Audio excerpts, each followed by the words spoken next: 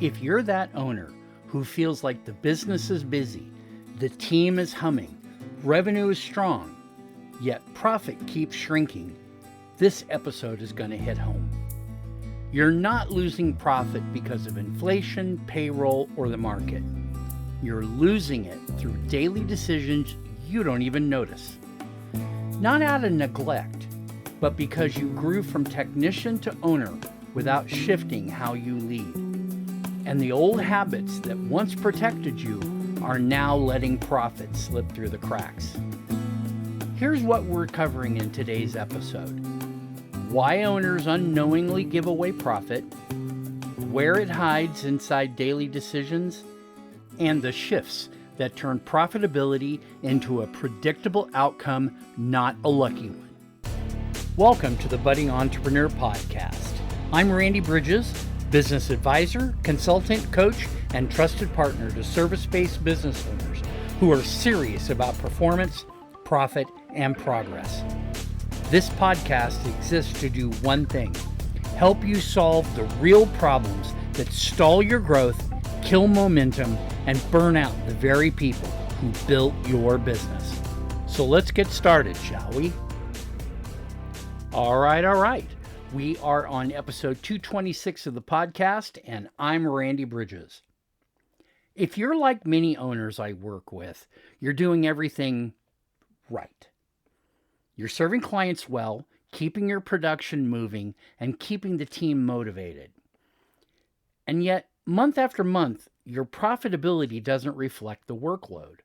Revenue grows, but your margin doesn't. If you're the owner who built their business on personal excellence, stayed close to the work, and now find themselves protecting clients, protecting quality, and protecting comfort in ways that quietly erode profitability, then stick around because this episode is for you. Today, we're diving into how owners unintentionally sabotage profitability, and more importantly, how to stop doing it. So let's start by digging into the symptoms of invisible profit loss. Profit rarely disappears in big dramatic ways. It usually leaks out through small, well-intentioned decisions. Maybe you sweeten the deal a bit to keep the client happy. You allow a bit of a scope creep because it feels easier than pushing back. You approve work someone else should cleanly own, and you change timelines to avoid friction.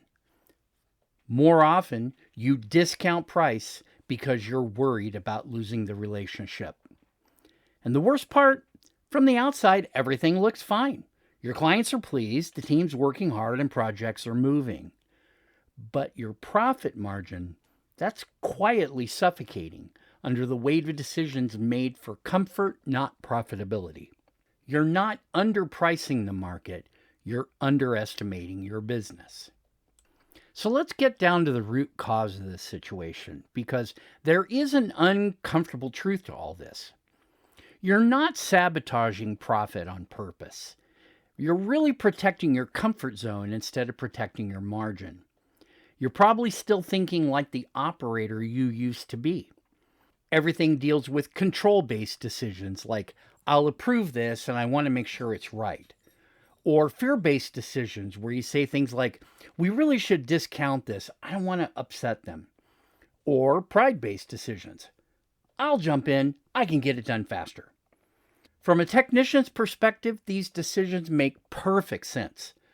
But from an owner's perspective, they're disasters. Profit isn't an accounting issue, it's an ownership issue. And profit grows when decisions are made from clarity, confidence, and boundaries, not from fear, habit, or pride. Now, if you're starting to see how your decisions might be shaping and shrinking your margins, take the Profit Performance Scorecard. It's a simple diagnostic I built for owners to help pinpoint the exact behaviors and structures that are costing them profit. You'll find the link in the description below. Now, let's talk about the shift that changes everything. There are 3 shifts that change your profitability almost instantly. The first is moving from control to clarity. Profits rise when the owner stops being the approval bottleneck of everything and gives clear authority lanes to the team. The second one is fear moving to confidence, where profit rises when you stop using discounts as relationship insurance and moving from pride to profitability. Profit rises when you stop assuming being the most involved equals value.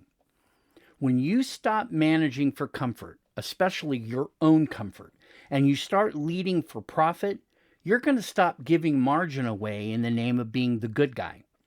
Because profit becomes a design choice, not a gamble. Let's look into our case study for the week as an example of all of this. Let me tell you about Derek. Derek runs a $4 million professional services firm. We won't go into a lot of details, but I can tell you that he has great clients, a strong demand, and a talented staff. All great people. But his profit margin sat under 7%. This is a service business, had 7%, and had been there for 3 straight years. Most service-based businesses are working in 30% or more, and he was just under 7%. He told me, Randy, we just need to raise the prices. We've been talking just in casual passing. But I knew the price wasn't the problem, the people weren't the problem, and the process wasn't the problem. Derek was the problem. More accurately, the operator version of Derek was still running the show. And my problem was getting to be able to talk with him in a way that would move him forward and not make him feel like he's actually the problem. And what I discovered was that he was approving every proposal personally. He revised deliverables to go above and beyond. He gave the clients 10 to 20% more than what they paid for because he said it felt right. And his project managers, well, they were terrified to push back on clients because Derek always stepped in and smoothed things over with free work. That would undermine them and actually make him look bad. He didn't recognize that. Because he wasn't protecting quality, he was protecting comfort. So as I worked with him, here's what we changed. We standardized his pricing and made everyone stick to it. We trained his team to negotiate scope better. They hadn't been doing a good job with that before. We built decision lanes around outcomes, not Derek's inbox. And we reset boundaries with the clients. That was the thing that took about 3 weeks to actually get them to understand what we were really trying to do here. And he lost a client in the process, but he doubled the revenue on another client that actually gave him more money. The result, Derek's profit doubled in 6 months.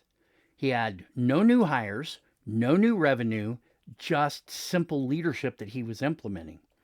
He didn't change the numbers, he changed his role. So ask yourself these 4 questions. Do I override pricing or discounts to keep the peace? Do I approve things that others should clearly own? Am I filling gaps with effort instead of structure? And do I equate high touch with high value? Now, if you answered yes to 2 or more of those, your profit isn't leaking. You're giving it away. In our closing reflection, profit is a mirror. It reflects your leadership, not your workload, not your intentions, not your passion. You don't need more effort. You don't need more sales. You don't need more clients. You need to stop trading profit for comfort, control, or fear, because profit grows the moment you stop getting in the way. As you look at your week ahead, remember, build it smart, run it clean, stay aligned. That's it for this episode. I hope you picked up some valuable insights and maybe even sparked a few new ideas. If you want to keep the conversation going or maybe even explore partnerships, don't hesitate to reach out. And hey, don't forget to subscribe, leave a review, and share this with someone who needs to hear it. The steps you take today could be the start of something big tomorrow. For the budding entrepreneur, I wish you the best in your health, your wealth, your business, your family, everything about you. Take care, and we'll see you back here next week.